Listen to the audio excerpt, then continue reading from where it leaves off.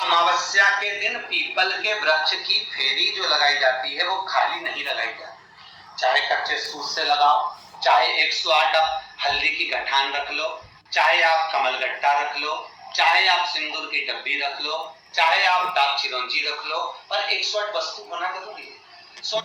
सोमती अमावस्या का फल ही यही है कि जिन वर कन्या का विवाह नहीं होता, जिन लड़का लड़की का विवाह नहीं होता, जिन पति पत्नी में आपसी में टकरार चल रहा हो, अदालत तक बात पहुंच गई हो, जिस घर में शांति नहीं रह रही हो, आपस में क्लेश बड़ा मचा हो, ऐसी हो गया मन में कि अब ये तनाव बहुत बढ़ गया है, संबंध टूट जाएगा, तो निवेदन है सोमती अमावस्या के दिन आप भी सोमती अमावस्या के दिन पीपल के वृक्ष के नीचे जाकर उस पीपल की पूजन कर कर उस पे कुंकु सिंदूर चंदन समर्पित कर कर कच्चे सूत से 7 परिक्रमा करिए।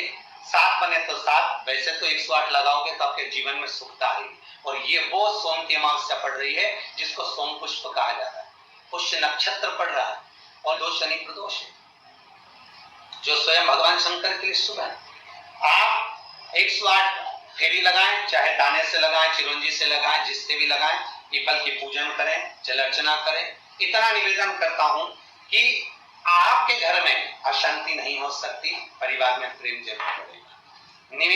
निवेदन है जिसके घर में क्लेश बहुत मचा हुआ है, या कोई पैसा खाकर चले गया, धन नहीं दे रहा, रुपया नहीं दे रहा, और बहुत मशक्कत कर लिए, हाथ जोड़ लिया, पांव पड़ लिया, रुपया नहीं दे रहा, तो काली तिल्ली को पानी में गला दीजिए और पानी में गलाकर उसको सुबह पीस लीजिए। सोम के अमावस्या के दिन सुबह पीस कटोरी में उसमें पीला चंदन मिला लीजिए, उसको लेकर जाइए। 1 लोटे में दूध और जल लेकर जाइए, 5 बेलपत्र लेकर जाइए, शंकर के मंदिर में पहुंचिए।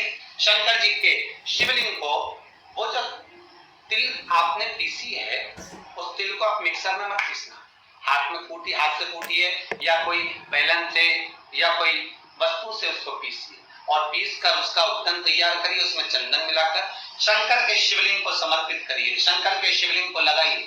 केवल शिवलिंग को ही नहीं, भगवान शंकर की संपूर्ण जलाधारी पर, जहां शंकर भगवान की बेटी अशोक सुंदरी है, कार्तिकेय जी हैं, गणेश जी हैं, उस पूरे जलाधारी में जहां पार्वती मैया भी विराजमान है, पूरी जलाधारी को समर्पित करिए।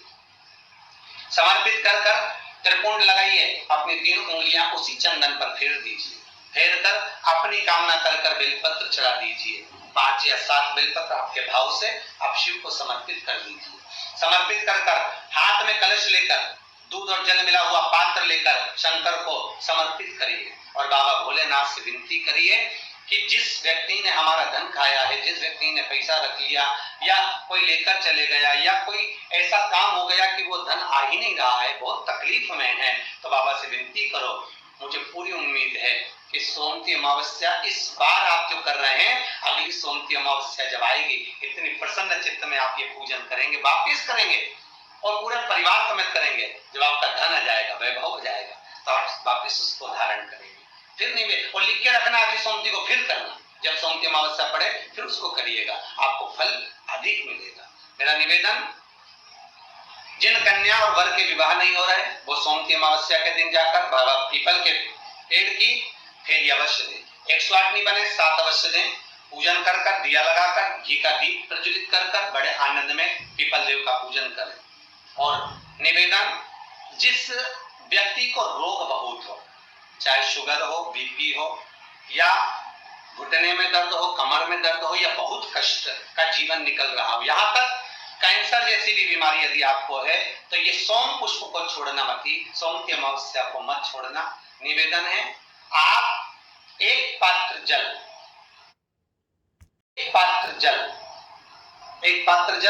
जिसमें पीला चंदन, पात्र के जल में एक कलश में जल लीजिएगा, उसमें पीला चंदन घोल लीजिए। पीला चंदन घोलकर उसमें थोड़ी सी काली मिर्ची पीस कर मिला लीजिए, काली मिर्ची को पीस कर डाल दीजिए और उसमें 7 बेलपत्र उसके अंदर डाल दीजिए। 7 बेलपत्र के साथ में 7 वृक्ष के पत्ते, कोई भी वृक्ष जो आपके पास में हो, 7 वृक्ष के पत्ते उस कलश में डाल दीजिए। घर से निकलते समय पूरे घर का भ्रमण करते हुए, जिस व्यक्ति को रोग बहुत है उस व्यक्ति का स्पर्श कराते हुए वो जल शंकर भगवान के ऊपर समर्पित कर थोड़ा सा जल बचाकर, पत्तियां सब शिव जी को चढ़ाकर थोड़ा सा जल बचाकर शंकर की देहली पर चढ़ा दीजिए, शंकर की चौखट पर, भगवान शंकर के शिवलिंग की चौखट पर समर्पित करें। शिवलिंग की चौखट पर समर्पित कर उसी जल जो आपने देहली पर चढ़ाया है, उसी जल का भाग थोड़ा सा कटोरी में 1 चम्मच के बराबर लेकर आइए। जो व्यक्ति बीमार है उसके शरीर पर उसको छींटा दीजिए, 3 बार छींटा देना है, सुबह, दोपहर और शाम। उसके बाद में बाबा विश्वनाथ से प्रार्थना करिए, शाम के समय घर के बाहर एक घी का दिया अवश्य लगाइए। मुझे पूर्ण उम्मीद है सोमती अमावस्या रोग मुक्त करेगी, अधिक फल आपको प्रदान करेगी, सुख का अनुभव कराएगी, आपके जीवन का कल्याण करेगी। और निवेदन, सोमती अमावस्या हमारे जीवन को फलित करने वाली, सुख देने वाली, आनंद देने वाली, हम उसका लाभ अवश्य लें। जो बच्चे पढ़ने में कमजोर है या कोई विद्या के लिए किसी एग्जाम में बैठ रहे हैं, गवर्नमेंट के एग्जाम में बैठ रहे हैं और बच्चे उस एग्जाम में पास नहीं हो पा रहे हैं या निकल नहीं पा रहे हैं, या कोई टीचिंग के लिए, बैंकिंग के लिए आप अप्लाई कर रहे हो, नहीं हो रहा है, निवेदन है सोमती अमावस्या कल पड़ रही है, 2 स्वस्तिक आपको बनाना है।